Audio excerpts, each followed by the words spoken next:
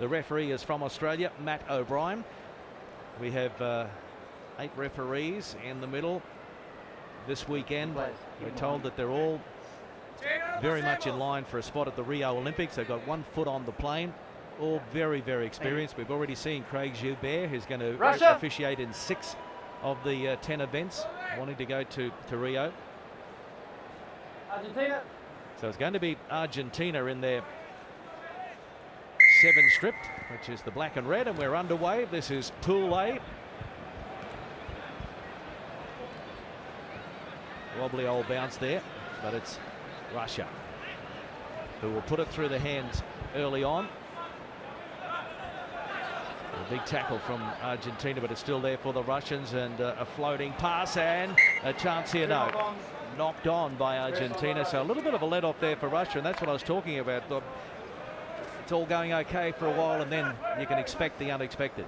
Well, absolutely, it was a fantastic bit of defense there from Argentina, but look at that, that's the first knock on, and then there was another one almost straight away, and I think it was Renzo Barbier who was trying to pick that ball up, just knocked it on straight in front of Matt O'Brien's nose. But they will have an attack in the middle of the field, always in 7s. Fantastic to have 2 sides to try and attack from. They go up the short side. And then the inside ball, which was read well there by Gostyshev.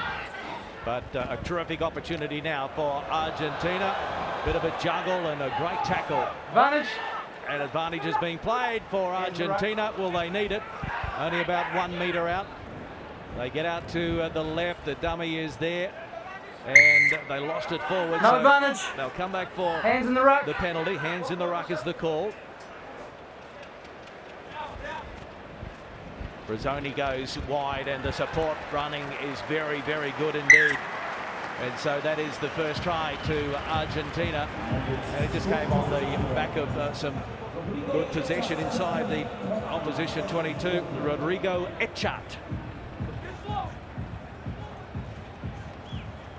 And you watch Echart, lovely hands from the guys inside. I mean, he just realizes he's got enough. He's going to make it past Yuri Gostyshev. And he goes around, makes it an easier conversion, or easier possible conversion. And Escura can't add the extras. So it's a rebuilding phase that the Argentinians are going through with their 7s team, coached by Santiago Gomez Cora, who is the highest point scorer for Argentina, and he's the highest try scorer ever on the World Series, ahead of Ben Gollings and Collins Njura from Kenya. Collins still playing for Kenya as well. He's the captain.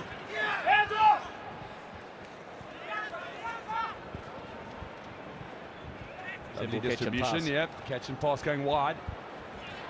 Luna picking up his winger on the far side. The end and away. And again, it was Argentina just making the most of their opportunities over on the far side. And that's the inexperience of Russia, as Alex Muller just had too much experience, and the in and away was perfect, wasn't it? Lovely piece of play. Look at that. He's got a sprinter's look about him. He's done the inside out. And although he's playing in the forwards, he's a strong man, is Axel Muller, and he's put on the 5-pointer there. It was just too much, and you know, you can see Dimitri Sukin there. He just got roped in by that little jink, almost the swerve of the hips on the inside, and then it was too much pace outside. He moved lovely slow-mos here.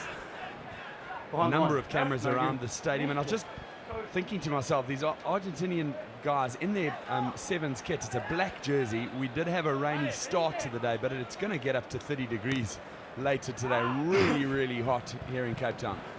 It's a good win. Yeah, and the bounce was good there for Echart, the try scorer earlier on. Brazzoni. So good field position again as Escura goes wide to Luna. Desperate defence by the Russians, and they earn the penalty at that breakdown. So relief at long last for them. Player holding on to the ball. Yeah, good bit of defence there. Relief. Tackle player needed to release, and that, you see, that's the extra role. Now, we had a fantastic briefing from Paddy O'Brien, who's head of the referees for the World Rugby Sevens, and he was just talking about the areas of the game they're trying to tighten up on this weekend, and one of them is that extra roll that the guys have been putting in just to get your cleaner there a little bit quicker, manage the possession, and get the ball back. And the referee's going to be very strict about that. You need to place that ball and get it back to on your side and give a fair contest to the defending team.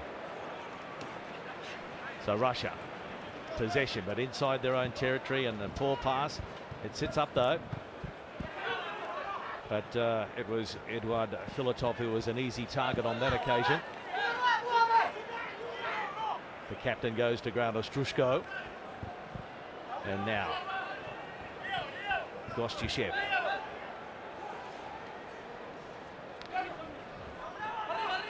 Almost up to halfway. Advantage. Advantage being played. The Argentinians offside. So Offside. some more meters here for Russia. Right on halfway.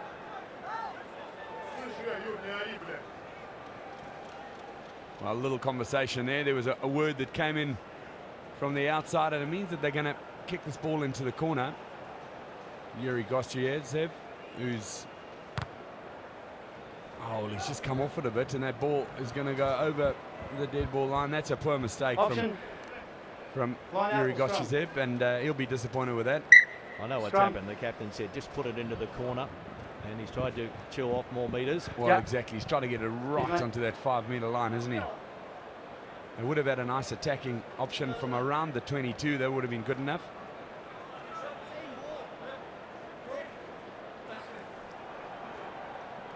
So scrum on halfway, and Argentina leading by 12 points to 0.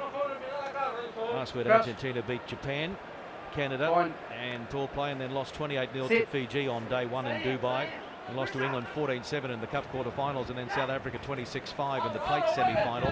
So a mixed weekend really, as far as the results go for Argentina and Dubai. But off to a reasonable start here. Luna. Ball is being picked up by Schulz. No, it's not. It was Echard. And now Muller. Strong, busting run. And they've got some numbers if they can put it through their hands. And there's the dummy coming in from Alvarez. Santiago Alvarez, the man from Buenos Aires, the 21-year-old.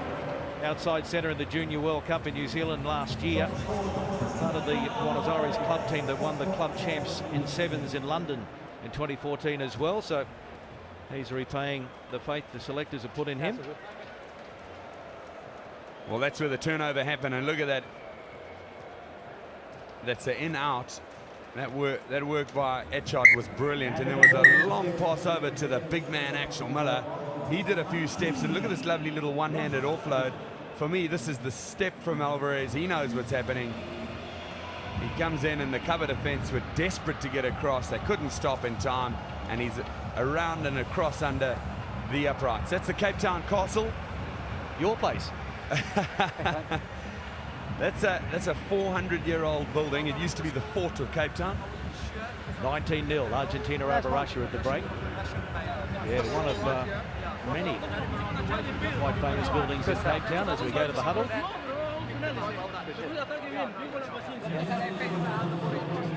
It's fine, man. You don't have to worry about that because I only want you to think clear and obvious. So, you're a little bit, yeah, whatever. Touch it, we work later on, we have a look at whatever. Don't worry about it. Michael,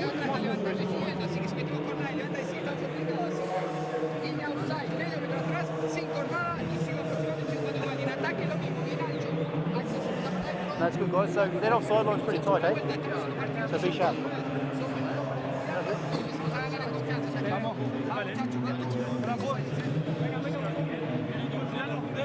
Stay sharp. Fue una cosa perfecta. Cada salida, cada rebote, cada defensa, cada guardián, cada aproximada. Digamos, en la cabeza, digámoslo perfecto. Dale. Cuando nos empezamos a equivocar, demostremos que no estamos cansados y hacemos todo bien, Salida, esta primera salida,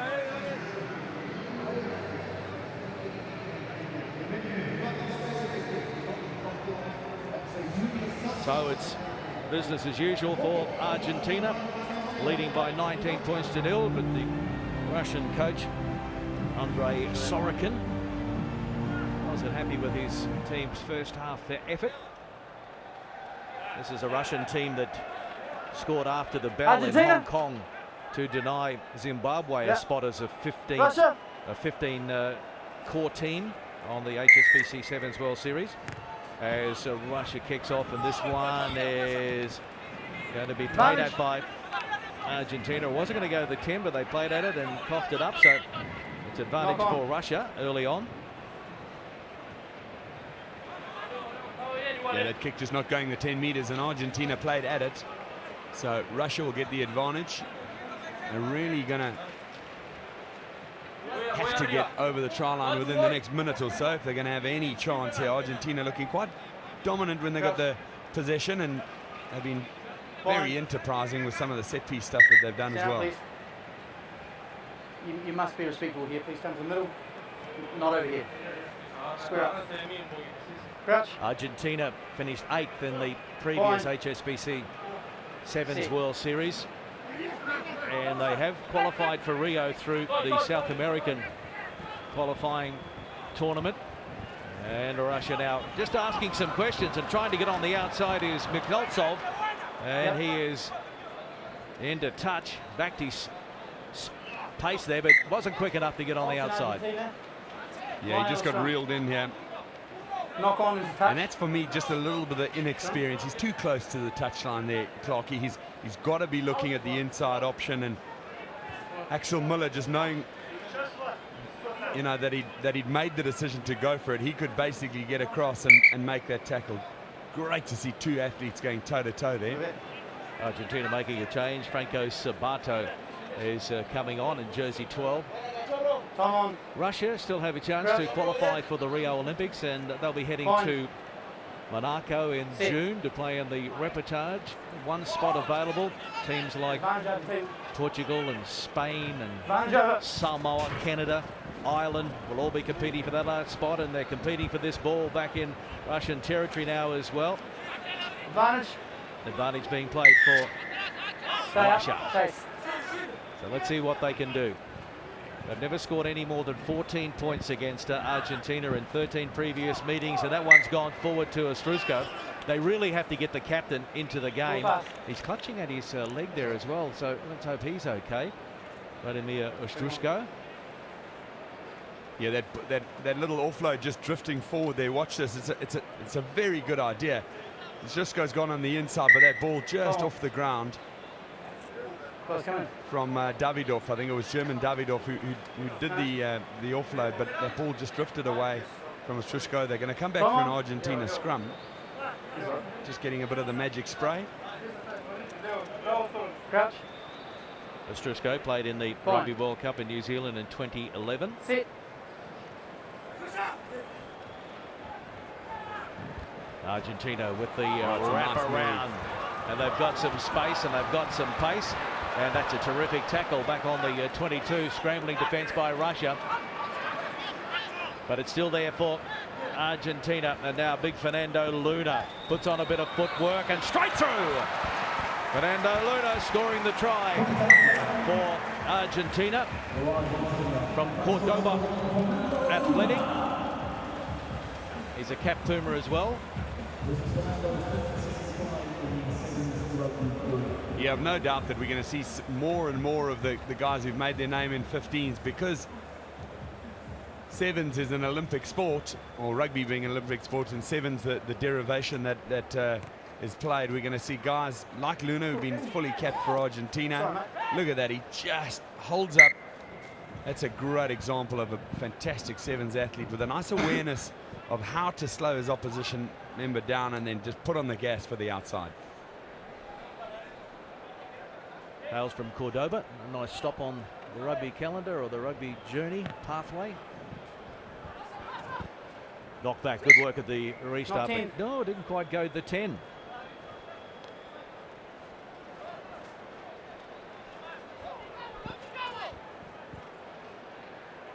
Oh, that ball. Ah, there we go. Just a little bit short, and Matt O'Brien calling them back. So Russia are going to get a start in the middle of the field here.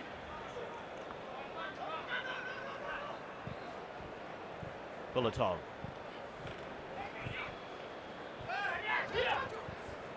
Sukin.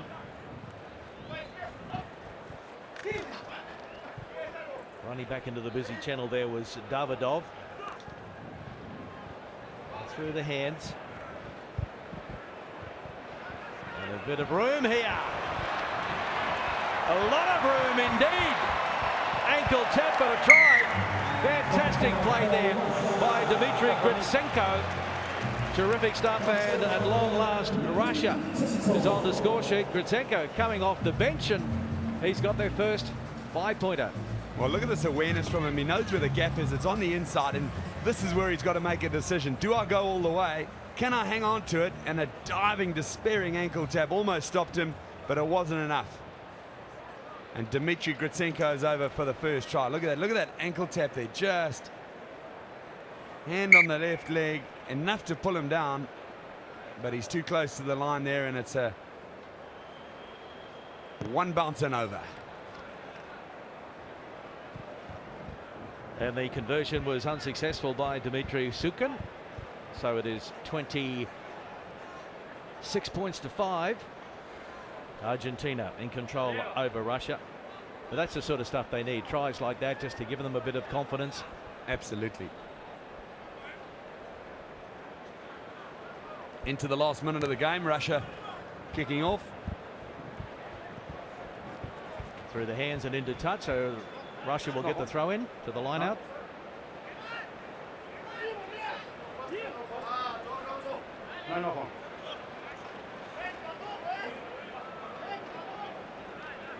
Atrás. Atrás. Let's have a look from Russia's point of view. They're going to try for a deep line out and an attack, and there it comes. And Filatov straightens it. They go to the short side now, and the ball is good. Well, that's stolen on the ground. Good work on the ground there. Terrific work by Argentina. So can they go from their own 22 Advantage. and have the final say? Offside. Sabato goes into contact. Advantage over.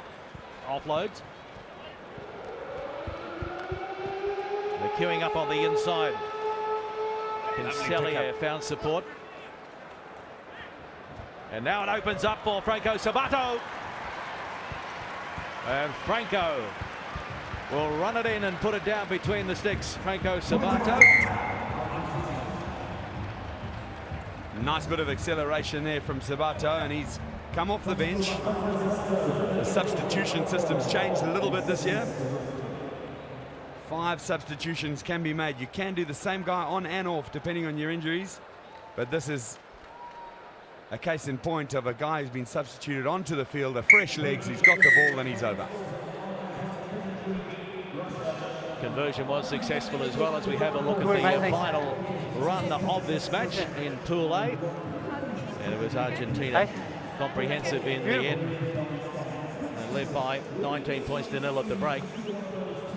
Good positioning from you guys.